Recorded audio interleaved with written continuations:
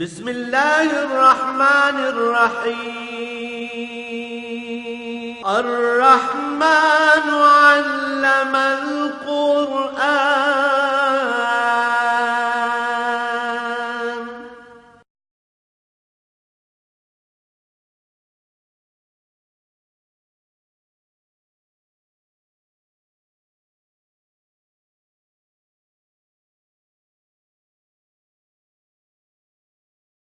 الحمد لله رب العالمين، والصلاة والسلام على حبيبه محمد وآله وصحبه أجمعين. أعوذ بالله من الشيطان الرجيم. بسم الله الرحمن الرحيم. وَلَقَدْ جِئْنَاهُمْ بِكِتَابٍ فَصَّلْنَاهُ عَلَى عِلْمٍ هُدًى وَرَحْمَةً لِقَوْمٍ يُؤْمِنُونَ. هل ينظرون إلا تأويله يوم يأتي تأويله يقول الذين نسوه من قبل قد جاءت رسل ربنا بالحق فهل لنا من شفعاء فيشفعوا لنا أو نرد فنعمل غير الذي كنا نعمل قد خسروا أنفسهم وضل عنهم ما كانوا يفترون.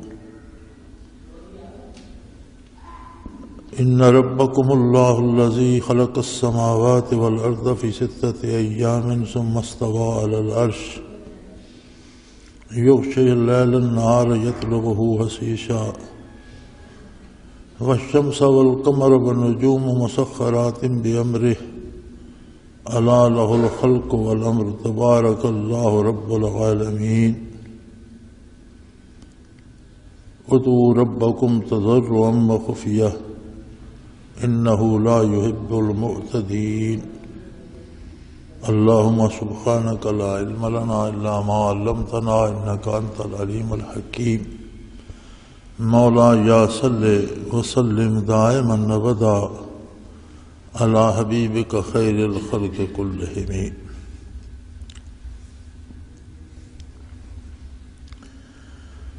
وَلَقَدْ جِئْنَاهُمْ بِكِتَابٍ فَصَّلْنَاهُ عَلَى عِلْمٍ هُدًى وَرَحْمَةً لِقَوْمٍ يُؤْمِنُونَ.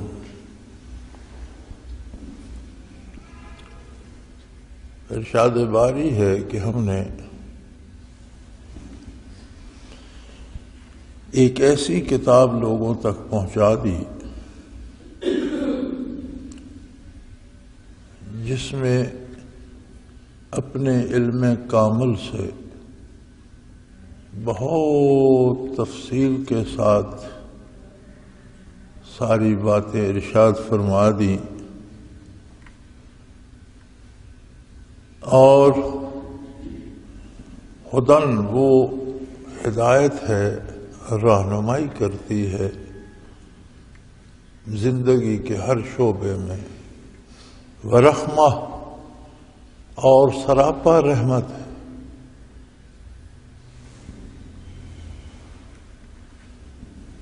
لیکن یہ ہدایت، رہنمائی اور رحمت ان لوگوں کے لیے ہے لقوم یؤمنون، جو اس کتاب کو مانتے ہیں، جو اس پر ایمان لاتے ہیں، یقین رکھتے ہیں.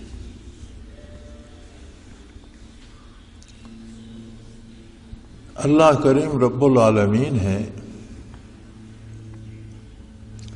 ربوبیت کا تقاضا ہے کہ تربیت کرے، درجہ بدرجہ ہر ایک کو اس کی ہر ضرورت پہنچائے، ہر وقت ہر جگہ اس کی ضرورت کا سامان ہم پہنچائے.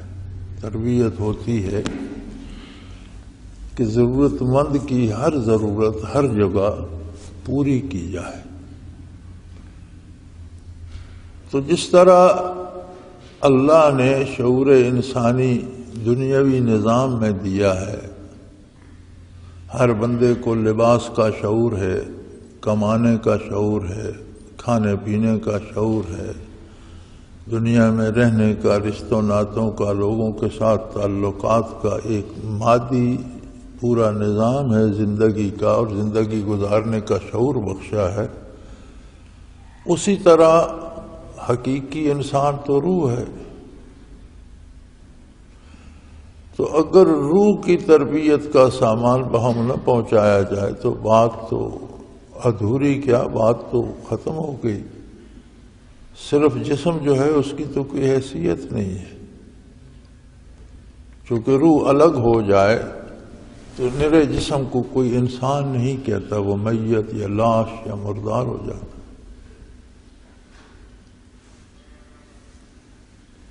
تو روح کی تربیت، رہنمائی تقاضۂ ربوبیت تھا، چنانچہ اللہ نے انبیاء اور رسول مبعوث فرمائے، ان پر اپنی کتابیں نازل فرمائیں، اور ان کتابوں نے عجیب و غریب رہنمائی فرمائی۔ کمال ہے اللہ کی حکمت اور اس کی رحمت اور اس کی بخشش کا کہ اس نے انسان کو جو مادی زندگی دی اس سے ہٹ کر کوئی حکم نہیں دے دیا۔ یہ نہیں کہا کہ اپنے گلے کاٹ دو، یہ نہیں کہا کہ شادی نہ کرو، یہ نہیں فرمایا کہ کھانا پینا چھوڑ دو، یہ نہیں فرمایا کہ لوگوں سے ملنا جلنا چھوڑ دو، یہ بھی نہیں فرمایا کہ کاروبار کرنا بند کر دو۔ وہ جو چاہتا فرما دیتا۔ اس نے زندگی گزارنے کا ایک خوبصورت نظام دیا جو ایک نظریہ کتاب ہے، ایک عقیدہ کتاب ہے۔ یعنی میری ذات کو واحد و لا شریک مانو، میرے نبی کو برحق اور سچا مانو، میری کتاب کی صداقت پہ ایمان لاؤ، اور اس کتاب میں رہنمائی ہے تمہیں کس طرح سے جینا ہے۔ ایسا کوئی حکم نہیں ہے جو زندگی کے راستے روکتا ہو، بلکہ زندگی کرنے کے سلیقے اور طریقے سکھاتا ہے۔ کمانا کس طرح ہے، اسے خرچ کس طرح کرنا ہے، دوستی کی حدود کیا ہیں، دشمنی کے طریقے کیا ہیں، معاملات کس طرح سے کرنے ہیں، اور اللہ کے ساتھ تعلق کی نوعیت کیا ہونی چاہیے، نبی صلی اللہ علیہ وآلہ وسلم کے ساتھ تعلق کی نوعیت کیا ہونی چاہیے، والدین اور اولاد، بہن بھائیوں، قریبیوں اور دور والوں سے، انسانوں سے تعلقات کیسے ہونے چاہیے۔ وہی زندگی جو ہمیں مادی دنیا میں گزارنی ہے، وہی کام جو ہمیں کرنے ہیں، اگر ایمان کے ساتھ کتاب کے مطابق کیے جائیں تو وہ سارے ہدایت بن جاتے ہیں اور باعث رحمت بن جاتے ہیں۔ ہر کام اللہ کی رحمت اور بخشش کا سبب بن جاتا ہے۔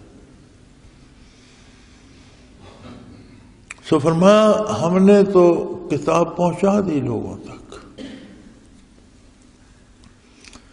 اور وہ ایسی کتاب ہے کہ ہم نے اپنے علم ازلی سے، اپنے حقیقی علم سے، اپنے ایسے علم سے جس میں خطا کا گمان تک نہیں ہے، اس میں بڑی تفصیل بیان کر دی، ہر بات کھول کر بیان کر دی، ہر کام کے کرنے کا طریقہ اور سلیقہ ارشاد فرما دیا،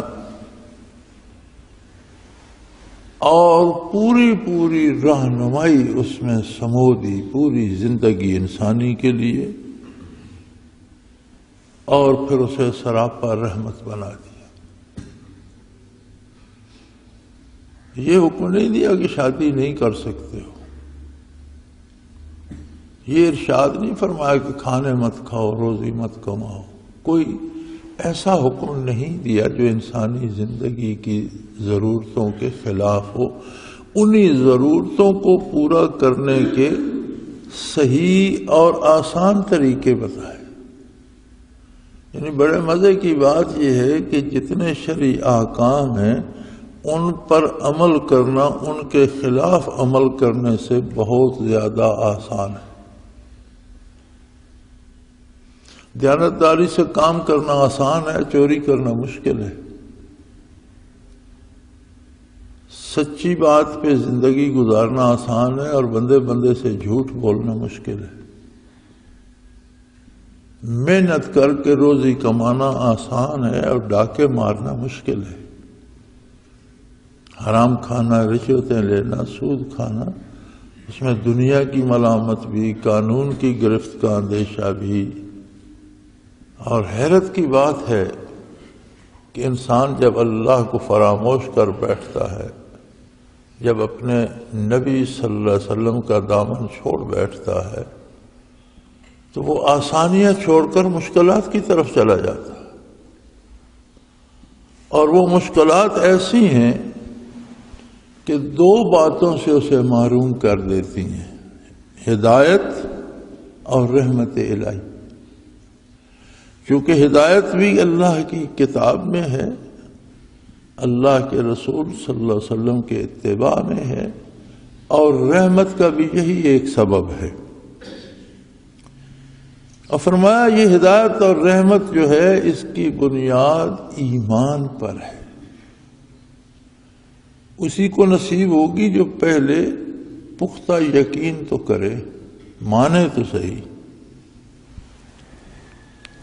ایمان کے بارے بھی علماء حق نے یہ فرمایا ہے کہ کہنا کہ میں مسلمان ہوں یا کلمہ پڑھ لینا یہ ایک دعویٰ ہے۔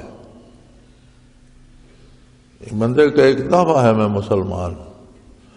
ہر دعویٰ جو ہے وہ ثبوت چاہتا ہے، شہادتیں چاہتا ہے، تب وہ ثابت ہوتا ہے۔ علماء حق فرماتے ہیں کہ اس کا اعمال، جو کام وہ کرتا ہے، وہ اس بات کے گواہ ہیں کہ وہ مسلمان ہے، یا محض دعویٰ کر رہا ہے، اس کا دعویٰ جھوٹا ہے، وہ مسلمان نہیں ہے اور کہتا ہے میں مسلمان۔ ہماری بدقسمتی یہ ہے کہ ہم ایک دوسرے کو چیک کرتے رہتے ہیں، دیکھتے رہتے ہیں کہ یہ کہتا تو یہ ہے، کرتا کیسا ہے۔ حق یہ ہے کہ دوسروں سے زیادہ اپنے آپ کو دیکھا جائے کہ جب میں کہتا ہوں میں مسلمان ہوں تو میرا کردار کیا ہے، اسلام کے مطابق ہے، حضور کی سنت کے مطابق ہے، یا میں مخالفت کر رہا ہوں۔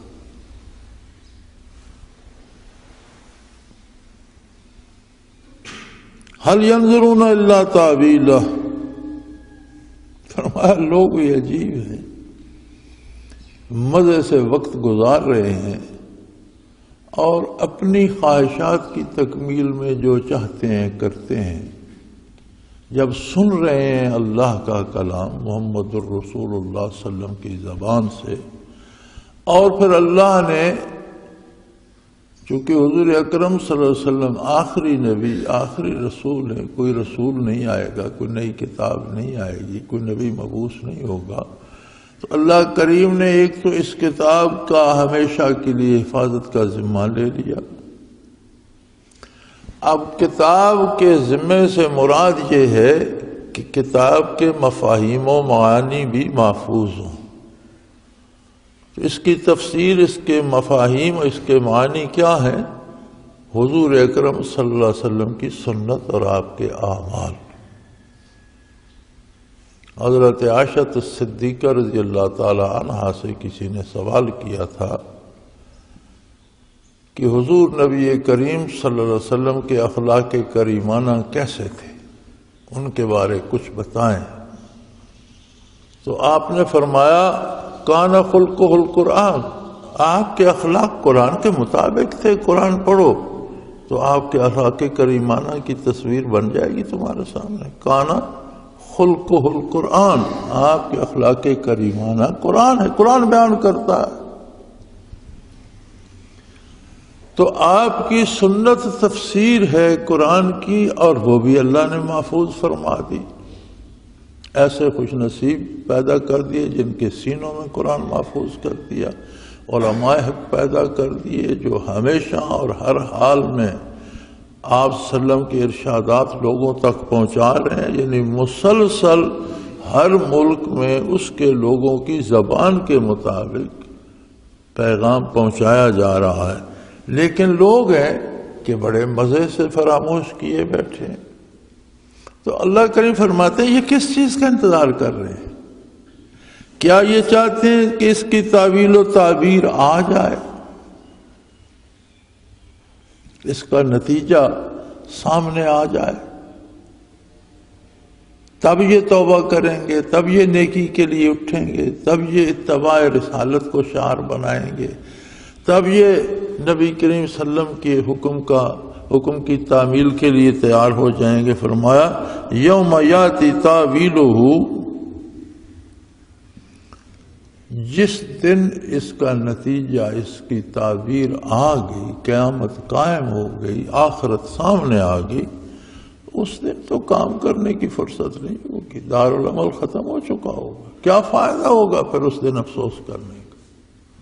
پھر اس دن کی حقائق ارشاد فرمائی، اس دن کیا ہوگا، لوگ کیا کہیں گے؟ فرمایا جس دن نتیجہ سامنے آ گیا، یقول الذین نسوہ من قبل، جن لوگوں نے پہلے اسے بھلائے رکھا، ساری زندگی پرواہ نہیں کی، جب اس کا نتیجہ سامنے آ جائے گا تو پھر وہ کہہ اٹھیں گے قد جاءت رسل ربنا بالحق، کہہ اٹھیں گے کہ بے شک بات تو وہی بن گئی جو رسول اللہ کے رسول فرمایا کرتے تھے، بے شک اللہ کے رسول سچے تھے، جو وہ فرماتے تھے کام تو وہی ہو گیا۔ حضور اکرم صلی اللہ علیہ وسلم نے فرمایا کہ یہ جو موت ہے یہ بھی چھوٹی سی قیامت ہے، مرنے والے کی قیامت تو جب وہ مرتا ہے اس کی قیامت تو قائم ہو۔ من ماتا فقد قام قیامتہ، من ماتا فقد قام قیامتہ، جو مرتا ہے اس کی قیامت تو آ جاتی ہے۔ اب قرآن کریم ارشاد فرماتا ہے کہ مرنے والے سے فرشتے باتیں کرتے ہیں، اگر وہ اس کے اعمال اچھے نہیں ہیں، ایمان نہیں ہے، تو وہ کہتے ہیں فیما کنتم، کیا کرتے رہے یار، اتنی زندگی گزاری دنیا میں، کرتے کیا رہے ہو؟ نہ تمہارا کردار ہے نہ تمہارا ایمان ہے، تو تم کیا کرتے رہے ہو؟ اس کا مطلب ہے فرشتے سامنے آ جاتے ہیں، فرشتوں سے بات ہو سکتی ہے، آخرت سامنے آ جاتی ہے، عذاب ثواب سامنے آ جاتا ہے، تو پھر تو وہ پکار اٹھے گا بھائی بات تو جو اللہ کی اور اللہ کے نبی کی تھی وہ سچ ہو، تو وہی بن، تو کام تو وہی بن گیا۔ قد جاءت رسل ربنا بالحق، بے شک ہمارے اللہ کے رسول جو تھے وہ حق کے ساتھ مبعوث ہوئے تھے، لیکن اب کیا ہو سکتا ہے؟ میدان حشر میں پھر کہیں گے فَهَلْ لَنَا مِن شُفَعَاءَ فَيَشْفَعُوا لَنَا، کوئی ایسا سفارشی ہے جو آج ہماری سفارش کر دے، ہم سے غلطی ہوئی، ہم سے کوتاہی ہوئی، ہم دنیا کے لالچ میں دین کو بھول گئے، تو آج کوئی ایسی ہستی ہے جو ہماری سفارش کر دے؟ جب ناامید ہو جائیں گے کہ کفر کے لیے تو کوئی شفاعت اور سفارش بھی نہیں ہے۔ او نرد فنعمل غیر الذی کنا نعمل، پھر کہیں گے یا پھر اللہ مہربانی کر ہمیں واپس دنیا میں بھیج۔ تو جو زندگی ہم نے پہلے گزاری اور جس طرح کے کام اس میں کرتے تھے وہ نہیں کریں گے، نیکی کریں گے، برائی کرتے رہے، عمر ضائع کر آئے۔ اگر آج ہمیں واپس فرما دیا جائے تو اب ہم جا کر نیکی کریں گے، اللہ کو وحدہ لا شریک مانیں گے، اللہ کے نبی کو برحق مانیں گے، اللہ کی کتاب کا اتباع کریں گے۔ تو گویا ان کا یہ کہنا خود انہوں نے اپنے گناہوں کی تصدیق کر لی، خود اقبال جرم کر لیا کہ ہم جو کرتے رہے تھے وہ غلط تھا، اب ہمیں اگر واپس بھیج دیا جائے تو ویسا نہیں کریں گے۔ تو ایک طرح سے خود اپنے گناہ اور جرائم قبول کر لیے۔ تو ارشاد ہوتا ہے قد خسروا انفسهم، انہوں نے اپنا بہت بڑا نقصان کیا، ہمیشہ ہمیشہ کی زندگی تباہ کر دی۔ وَضَلَّ عَنْهُمْ مَا كَانُوا يَفْتَرُونَ، اور جو جھوٹ جھاڑ اور رسومات جوڑ کر اور دنیا کے تماشے جوڑ کر مذہب کے نام پہ خرافات کر رکھی تھی اور سمجھتے تھے کہ یہ ہماری بخشش کا سبب بن جائیں گے، یا بتوں کو پوجتے تھے اور سمجھتے تھے یہ ہمارے کام آئیں گے، یا اللہ کے سوا کسی اور کی عبادت کرتے رہے کہ یہ ہمارے، وہ سب کچھ گم ہو گیا، وہ تو وہاں کچھ بھی نہیں تھا، وہ تو سارا جھوٹ تھا، جھوٹ وہاں کہاں۔ وَضَلَّ عَنْهُمْ مَا كَانُوا، یا جو جتنے جھوٹ انہوں نے جوڑ رکھے تھے وہ سارے گم ہو گئے، وہ سارے ختم ہو گئے۔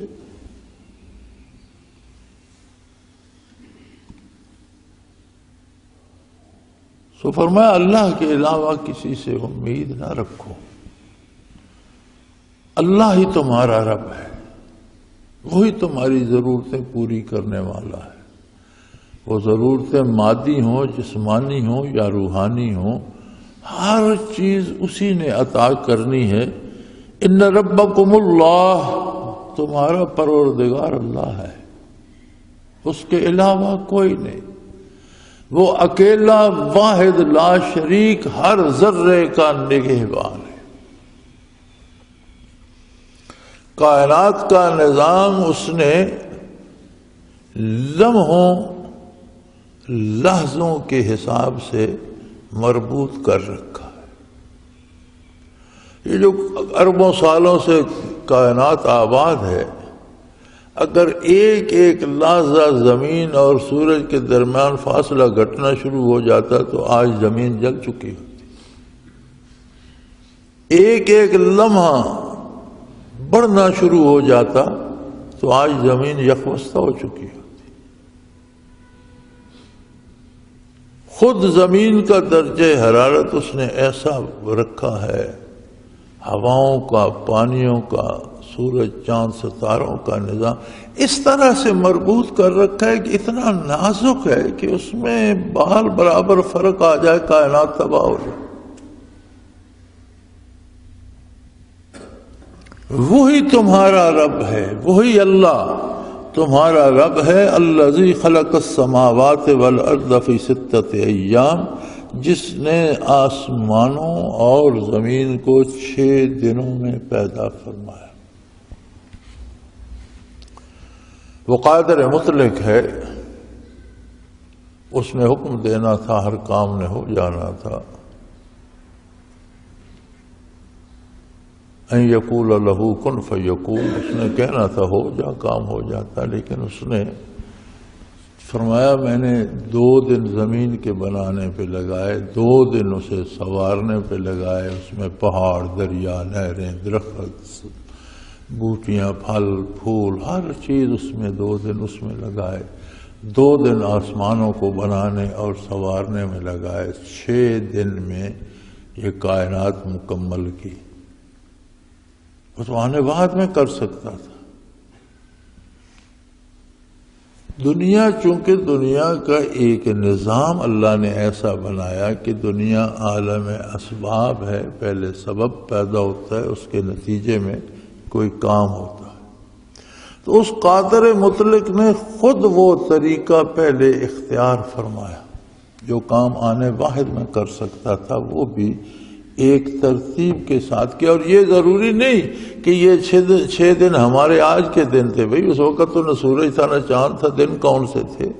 وہ اس کے علم کے مطابق دن تھے، کتنے وقت کو اس نے دن کہا ہے یہ اس کی مرضی۔ اب قیامت کا ایک دن 50 دنیا کے دنوں کے حساب سے سزا ہوگا۔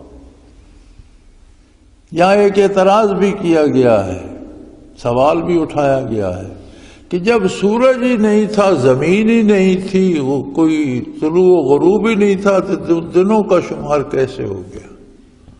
تو علماء حق نے بڑا خوبصورت جواب دیا ہے کہ جنت میں اس طرح کا کوئی سورج اور اس طرح کی گرمی سردی نہیں ہوگی، ہمیشہ ایک سا موسم ہوگا، ہمیشہ ایک سی بہار ہوگی، ایک سی ہوائیں چلیں گی، تو وہاں بھی وقت کا شمار تو ہوگا۔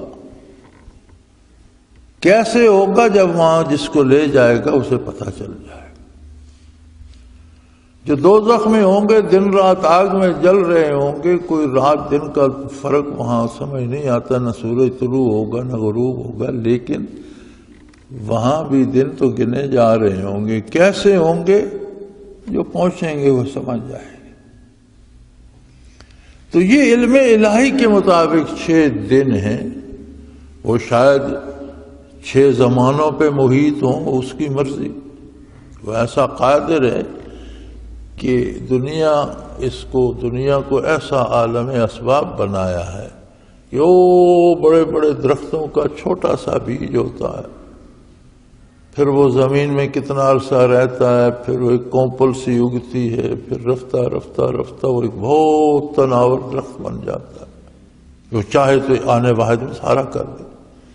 لیکن اس نے ایک نظام ترتیب دے دیا ہے، خود اسی کے مطابق ہر چیز کو تخلیق فرمایا۔ تو انسان کو بھی چاہیے، ہم اکثر دعائیں بھی جب کرتے ہیں نا تو ہم یہ سوچتے ہیں کہ میں جو کہہ رہا ہوں فوراً میری میز پہ رکھ دیا جائے۔ دنیا عالم اسباب ہے، اور ان اسباب میں سے سب سے مؤثر سبب دعا ہے، لیکن ہر کام کے ہونے کی ایک ترتیب ہے، اس کے وسائل ہیں، اس کا ایک وقت معین ہے، اس وقت میں وہ ہوتا ہے۔ تو فرمایا اس نے 6 دنوں میں زمین و آسمان کو سنوار دیا، ثم استوى علی العرش، پھر عرش پر استوا فرمایا۔ عرش کو محبت تجلیات اور دعاؤں کا مرکز بنا دیا، جس طرح زمین پر بیت اللہ شریف کو عبادات کا مرکز بنا دیا۔ اللہ تو ہر جگہ موجود ہے، اینما تولوا فثم وجہ اللہ، کہیں جاؤ اللہ کریم تو موجود ہے۔ تو پھر ہم سارے جہاں جی چاہے ادھر ہی نماز پڑھ لیں، بیت اللہ کی طرف منہ کیوں کرتے ہیں؟ منہ تو اللہ کی طرف کرنا ہے، اللہ ہر جگہ موجود ہے۔ ایک مرکزیت قائم کر دی انسانوں کے لیے۔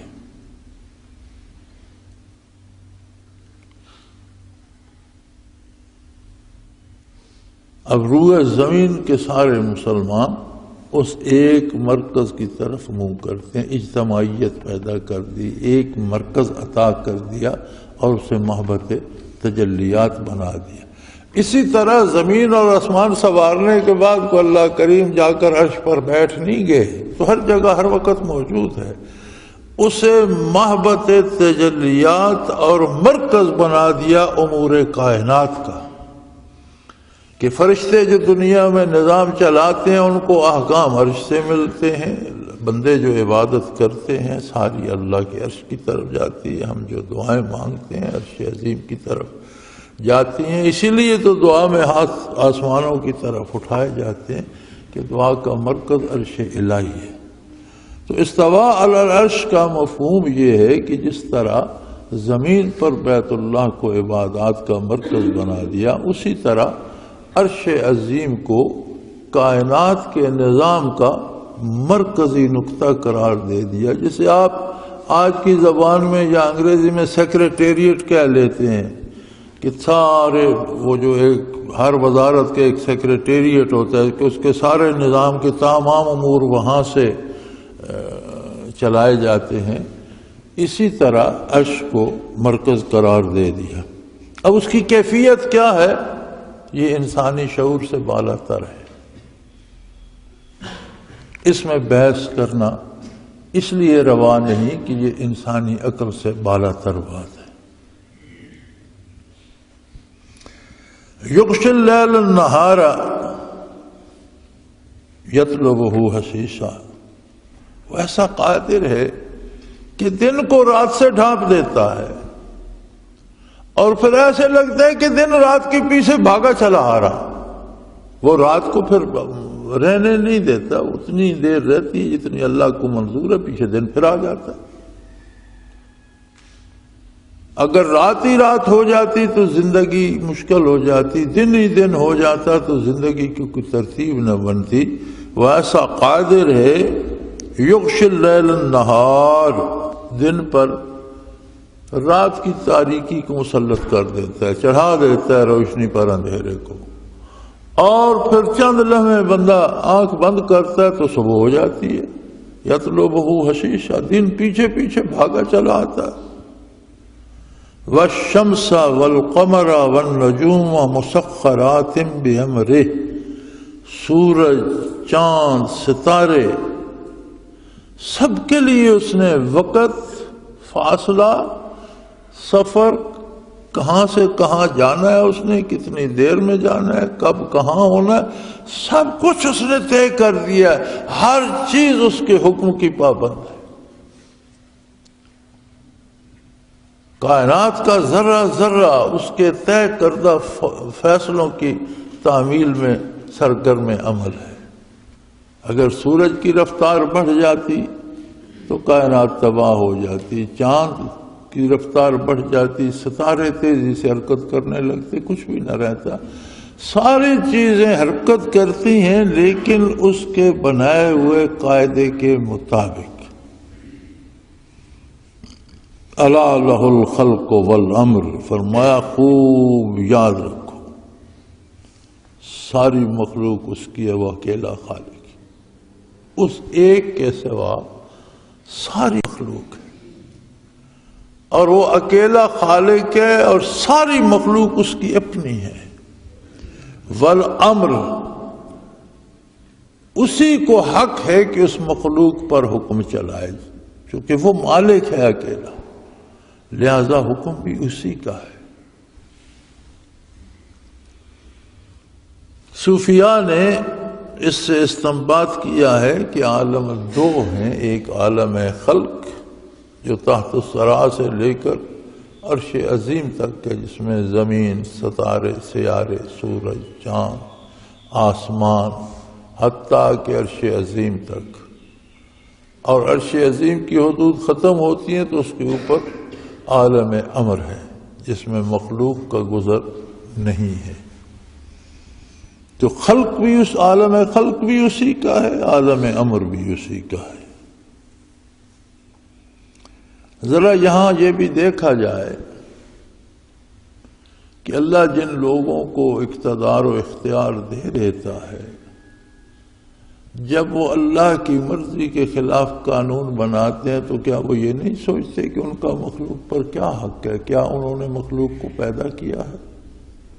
کیا وہ مخلوق کو زندگی، صحت اور روزی دے رہے ہیں؟ کیا وہ زمین سے رویدگی پیدا کر رہے ہیں؟ کیا وہ آسمانوں سے بارش برسا رہے ہیں؟ جب یہ سب کچھ نہیں کر سکتے تو مخلوق پر اللہ کے حکم کے علاوہ اپنا حکم کیسے چلا سکتے؟ آج تو قصر وزارت میں یا قصر صدارت میں بیٹھنا مزہ دیتا ہے، اس کا پتہ تب چلے گا جب یہ پوچھا جائے گا کہ جو حکم تم اپنی طرف سے دیتے تھے مخلوق کو، وہ میرے حکم کے خلاف کیوں دیتے تھے؟ کیا تم نے مخلوق کو پیدا کیا تھا؟ کیا تم انہیں کے روزی کے ذمہ دار تھے؟ تم انہیں اولاد، صحت، زندگی دیتے تھے یا میں دیتا تھا؟ تو جب سب کچھ دیتا میں تھا، تم حکم دینے والے کون تھے؟ حکم تو میرا تھا۔ تو حکمران امین ہے اللہ کی طرف سے، اسی لیے خلیفۃ الارض انسان کو کہا گیا کہ وہ اللہ کے احکام کو زمین پر نافذ کرنے کا ذمہ دار ہے، اپنی طرف سے اپنا حکم نافذ نہیں کر سکتا۔ یہ تو جب وقت آئے گا تو بادشاہوں اور حکمرانوں کی نسبت غریب اور فقیر شکر کریں گے کہ تیرا احسان ہے اللہ، تو نے مجھے حاکم نہیں بنایا۔ الا لہ الخلق والامر، اسی کی مخلوق ہے اور حکم اسی کا ہے، اسی کے حکم کو نافذ کیا جانا چاہیے۔ تبارک اللہ رب العالمین۔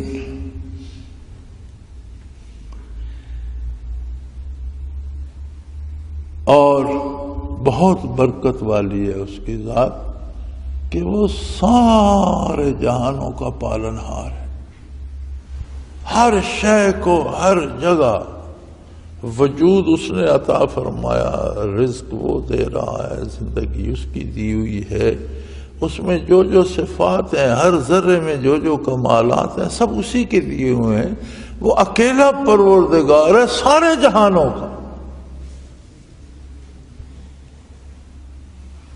لہذا تمہیں زیب یہ دیتا ہے ادعوا ربکم تضرعا وخفیہ، اپنے رب سے باتیں کرو، تمہاری حیثیت کیا ہے؟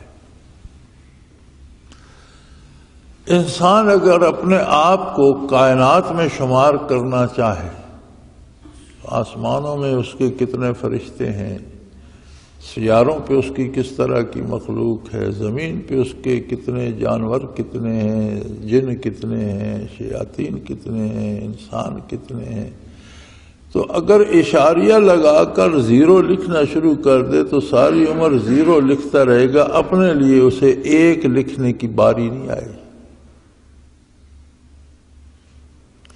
اتنی حقیر سی مخلوق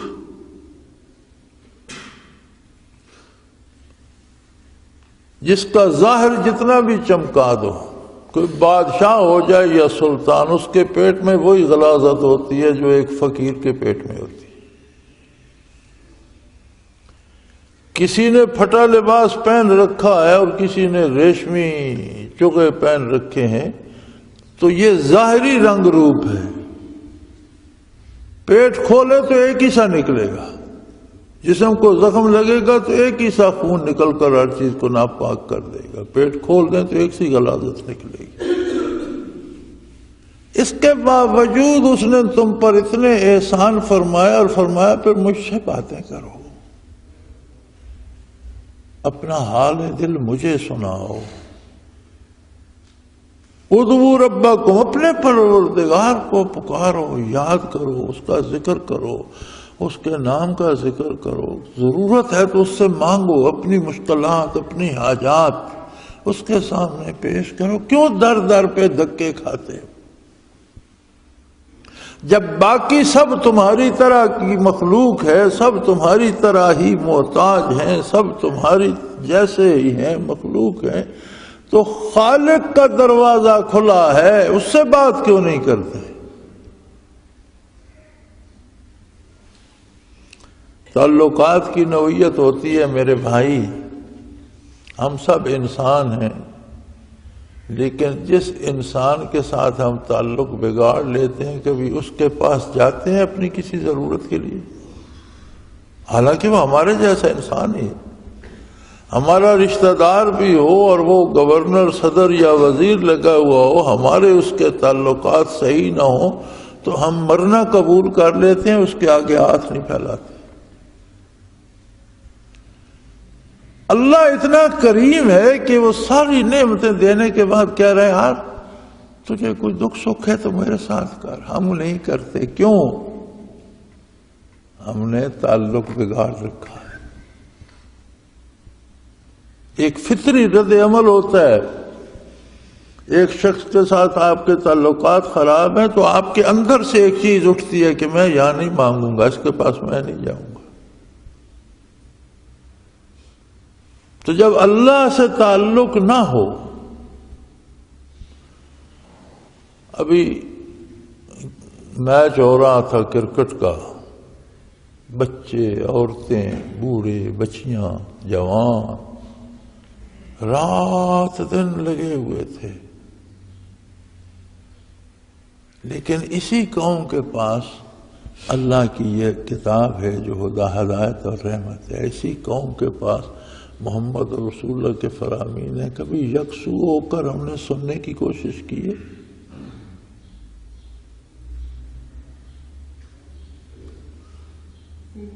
اگر نہیں کی تو پھر ہمیں دعا کرنے کی توفیق بھی نہیں ہوتی، اسے یاد کرنے کی توفیق بھی نہیں ہوتی، اس کے در پہ جانے کی توفیق بھی نہیں ہوتی۔ وہ کہتے کس منہ سے آئے، وہ جانے کی توفیق سلب کر لیتا۔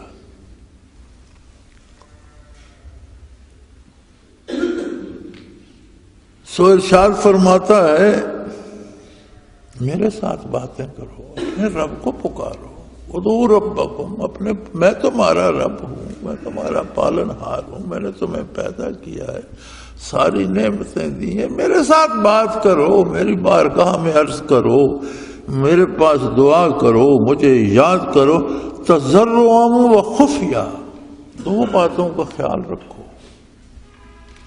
ایک تو تم مانگنے والے ہو، محتاج ہو، مانگا آجزی سے جاتا ہے، اکڑ کر نہیں۔ جب مانگنا پڑتا ہے تو مانگنے کے لیے عاجزی شرط ہے. اپنی احتیاج کو، اپنی محتاجی کو سامنے رکھو، میری عظمت کو سامنے رکھ کر تضرعاً نہایت عاجزی سے بات کرو، وخفیہ اور ایسی بات کرو جو میرے اور تمہارے درمیان ہو، تیسروں کو نہ سناؤ، دکھاوے نہ کرو. ہم جو ہے نا، ہم مولوی حضرات بھی، ہم جب اپنی نمازیں پڑھتے ہیں تو ہلکی سی دعا مانگ کے رخصت ہو جاتے ہیں. کسی کا جنازہ پڑھانا پڑے ہم ہاتھ کھڑے کر کے شروع ہو جاتے ہیں. جو کچھ آتا جاتا ہے، خواہ پیچھے لوگ گر رہے ہوں، ہم بڑی بڑی لفاظی اس دعا میں کا فرمایا یہ دعا نہیں ہے. لوگوں کو نہ سناؤ، بات میرے ساتھ کرو. اپنی لفاظی کا اور اپنی تقریر کا روب نہیں جھاڑو، مجھے سناؤ، خفیہ میرے اور تمہارے درمیان ہو. یہیں سے صوفیاء نے اخذ کیا ہے، اور نبی کریم صلی اللہ علیہ وسلم کا ارشاد بھی ہے کہ ذکر خفی ذکر جار سے 70 گنا بہتر ہے. ذکر اللہ کی نعمت ہے، دعا کرو یہ ذکر ہے، نماز ادا کرو، کوئی کام شریعت کے مطابق جو کام بھی کرتے وہ ذکر الہی ہے، وہ عملی ذکر ہے. زبان سے تلاوت کرتے ہو، تسبیحات پڑھتے ہو، درود شریف پڑھتے ہو، یہ لسانی ذکر ہے. لیکن جب دل ذاکر ہو جائے تو جو مطالبہ قرآن کا ہے وہ پورا ہوتا ہے. قرآن نے جگہ جگہ کہا ہے ذکر کثیر. ذکر کثیر سے مراد یہ ہے کہ جتنے کام تم زندگی میں کرتے ہو ان سے سب سے زیادہ جو کام کرو وہ اللہ کا ذکر ہو. جب قلب ذاکر ہو جاتا ہے تو وجود کو ذاکر کر دیتا ہے. اور ایک جوان آدمی کے وجود میں، ایک مکمل انسان کے وجود میں 1000 کھرب سیل ہوتے ہیں. دل ذاکر وجود کو ذاکر کر دیتا ہے. وجود ذاکر ہو تو 1000 کھرب سیل ذاکر ہو جاتے ہیں، اور پھر وہ ہمہ وقت ذکر کرتے ہیں. یہ ذکر قلبی کی برکات ہیں. وہ ہمہ وقت ذکر کرتے ہیں تب وہ جا کر ذکر کثیر شمار ہوتا ہے. باقی کوئی کام اتنا نہیں کر سکتا بندہ زندگی میں جتنا ذکر کرنے کی توفیق اس نے ہمارے اندر رکھی ہے. اب اسے ہم استعمال کرتے ہیں یا نہیں کرتے ہیں تو ہمارے نصیب کی بات ہے، ہمارا اپنا فیصلہ ہے. لیکن بندہ اگر چاہے تو کر سکتا ہے، اللہ توفیق دے دیتے ہیں.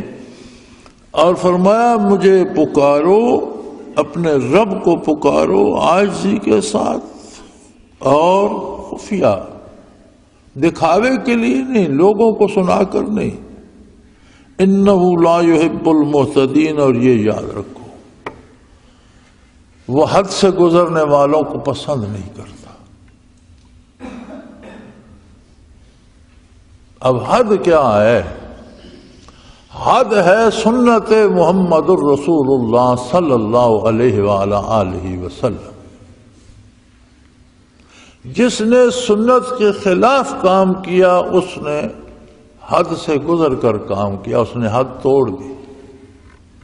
اور جو حدود کو توڑتے ہیں، جو حد سے گزر جاتے ہیں، اللہ انہیں پسند نہیں کرتا. وَلَا تُفْسِدُوا فِي الْأَرْضِ بَعْدَ إِصْلَاحِهَا. فرمایا زمین میں فساد نہ کرو، خرابی نہ کرو، جبکہ اسے کتنی خوبصورتی سے سنوار دیا گیا ہے. تمہاری ضرورت کی ہر چیز اس میں مہیا کر دی گئی ہے. دھوپ، سایہ، بادل، بارش، ہوا، چاندنی، رات، دن، چیزوں کا پھلنا پھولنا، پیدا ہونا، رویدگی، فصلیں، ہر نعمت، جانور، گوشت، غذا، دودھ، ہر نعمت. خلق لکم ما فی الارض جمیعا. جو کچھ زمین پہ ہے سب تمہاری خاطر، تمہاری خدمت کے لیے ہے. اسے استعمال کرو، اس میں فساد پیدا نہ کرو، تباہی پیدا نہ کرو. تباہی دو طرح سے ہوتی ہے. بندہ جب برائی کرتا ہے حدود الہی ٹوٹتی ہیں. حد سے گزرنے والا ہو جاتا ہے، انسانی حقوق مجروح ہوتے ہیں، حد سے گزرنے والا ہو جاتا ہے، ایک اثر اس کا کائنات میں جاتا ہے۔ وآخر دعوانا ان الحمدللہ رب العالمین۔ اللہ اللہ اللہ اللہ اللہ اللہ اللہ اللہ۔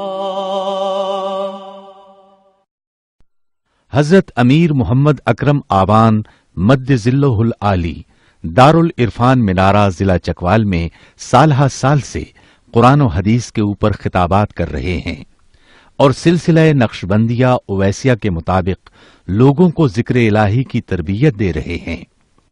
وہ قرآن پاک کی تفسیر ترتیب وار بیان کر رہے ہیں۔